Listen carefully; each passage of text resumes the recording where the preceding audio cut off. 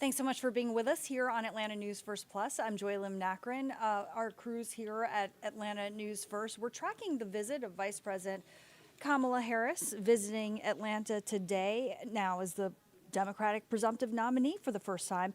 It's actually Ms. Harris's sixth trip to Georgia just this year, and this time obviously wanting your vote for President of the United States. We're 3 weeks away now from the Democratic National Convention. Our Doug Reardon is going to be there live covering the latest. Meanwhile, Atlanta News First Asia Wilson is at Georgia's State's Convocation Center, where some big names are going to be part of tonight's rally.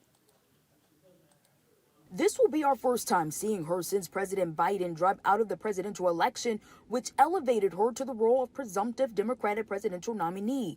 This will be Harris's sixth visit to Georgia so far this year and her 15th visit since becoming vice president. With less than 100 days to the election, polling shows a slim margin between Harris and GOP nominee Donald Trump. An Emerson poll placed Trump ahead by 2 points in Georgia.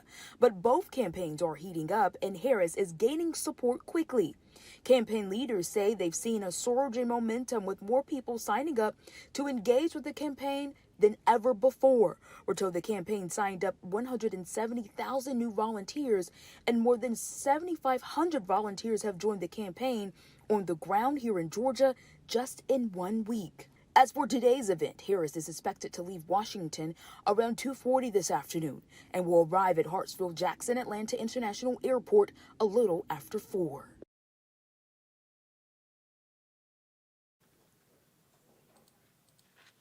And as we cover Ms. Harris's visit, Vice President Harris's visit to Atlanta today, we're going to be bringing you live reports throughout the afternoon on our over-the-air broadcast starting at 3 p.m. You know, also a big day in the historic YSL RICO trial. And it's the first time that Young Thug and fellow co-defendants have faced the brand new judge in this case. Bond was denied once again for Jeffrey Williams, aka Young Thug. And, you know, also some major motions rulings made today by Judge Paige Reese Whitaker. Again, Bond was denied for Young Thug. And obviously, this is a very high-profile trial. In addition to this ruling, meaning that Jeffrey Williams is going to stay behind bars for right now, Judge Whitaker quickly denied a motion for a mistrial that was filed by the defense, despite many legal observers saying that she could very well have granted one. Now, she's also rejected a request from Fulton County prosecutors to limit the defense attorney's abilities to speak to the media. Fulton County Superior Court Judge Paige Whitaker is now the third judge on this case. She was assigned after Judge Shakira Ingram recused herself, you remember that, and after Judge Ural Glanville was also removed from the case. Here's a listen to some of her rulings today. I'm not going to reconsider Judge Krause's factual findings, so I am going to deny that particular motion. So wasting no time denying that motion again by the defense. This week, Judge Whitaker is going to rule on several other key motions. This is sort of a week of hearings. And then after this week, the jury could possibly return to hear evidence as the case in chief continues next week. Of course, we're going to keep following the latest. And I do want to remind you that we're streaming this live, gavel to gavel, on our secondary stream, our special events stream, if you want to watch that here on Atlanta News First Plus. Okay, it's also back to school time for so many kids around Georgia. Several Atlanta area school districts in particular head back this week. In Cobb County, elementary kids and their families took part in a yearly tradition. Atlanta News First Rebecca Schramm reports from West Cobb. Good morning. It's not the first day of school yet, but for Cobb County's youngest students, it's a big day. Do you think you're going to enjoy riding the bus every day? Yes. With their parents tagging along, they get to practice riding the bus. I love it. I had no idea where the bus route even goes, so it's nice to learn that. She gets to meet her bus driver, see all the stops, so she's, familiar with just how the ride goes. During this practice run, these students get to ride to their school, Cheatham Hill Elementary, where they're greeted by the local high school band and cheerleaders. Then they get to practice riding all the way back home. Veteran bus driver Kathy Berry will be with them on this route all year. It gets them used to the bus, and we can talk to them about what's expected of them while they're on the bus. We want them to have fun too, but we the most important thing is that we keep them safe. I think it's awesome. You know, there's a lot of first day jitters that a lot of people have, parents and kids included. And so I kind of feel like it just helps you to kind of work all that out before, you know, so that the first day is really successful. Countywide, the bus drivers are ready. School starts in Cobb County on Thursday. Rebecca Schramm, Atlanta News First. Thanks so much to Rebecca for that report. We're going to keep following the latest there. Also, following the latest here, people who live at Bell Collier Village Apartments, they want answers after fire gutted their homes. Well, now we're also hearing from local businesses that were impacted as well. Atlanta News First Don Shipman is outside the apartment complex, and there are so many businesses there that are really suffering as a result of that fire.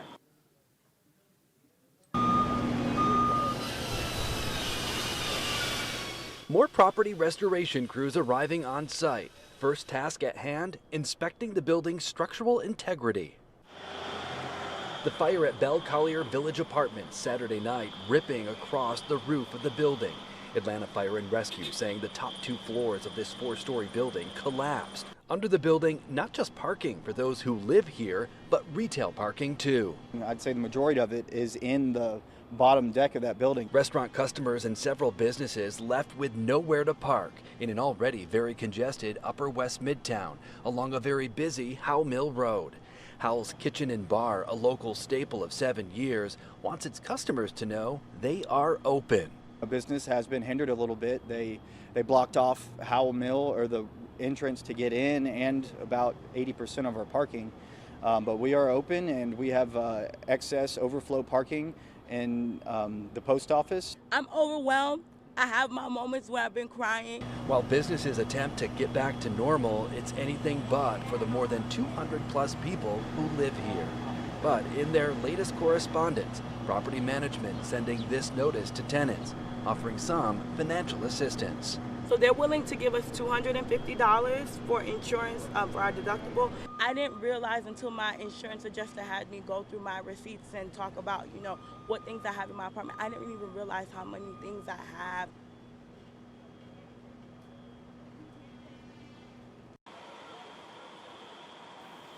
Yeah, so again, businesses near where that apartment building caught fire are still struggling to find parking for their customers. Again, it was a fire at Bell Collier Village Apartments that ripped across the roof of the building. And again, Atlanta Fire and Rescue saying the top 2 floors of that 4-story building collapsed. Under the building, it's not just the resident parking, but the retail parking too. So again, a lot of businesses impacted. Obviously, this work is underway to get everything repaired and get back to business as normal, but we're going to keep following all the latest developments there. Okay, let's turn now to this issue in Decatur, and a lot of concern about pedestrian safety, especially as the school year is, you know, just getting underway for many school districts, or about to get underway in many others. Well, the Georgia Department of Transportation, apologize for the incorrect graphic there. Let me change that graphic. But the Georgia Department of Transportation, you know, has recommended some changes along state routes in Decatur to make them safer. One of those is to lower speed limits on state routes through Decatur to 30 or 35 miles an hour, depending on the street. Those routes would include Scott Boulevard, Claremont, and College Avenue, as well as Commerce Drive and South Candler Street, as first reported by our partners at Decatur-ish, who you just heard live a short time ago. GDOT's also looking at intersections and recommended where no turn on red could maybe be implemented, such as at Commerce Drive and Church Street, among others. And again, the first day of school today for many, and families tell Atlanta News First they welcome any safety changes, since so many students do in fact walk to school. My colleague Yasmina Alston has more.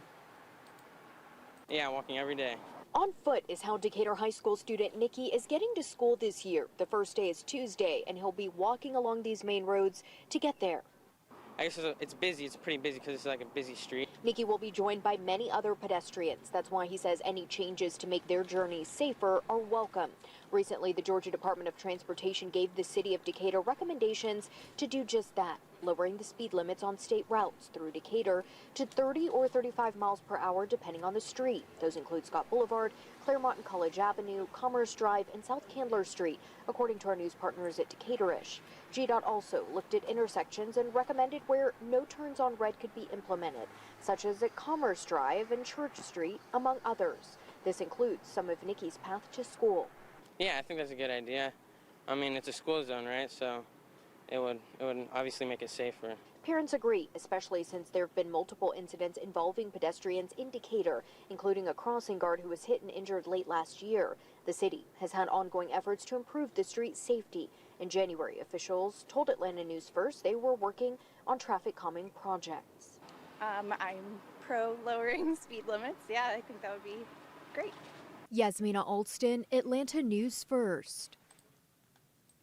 And we're following the latest on that on all of our top stories right here on Atlanta News First. If you want to get updates sent right to your phone, just download our free mobile news app. Thanks for joining us. Have a great day.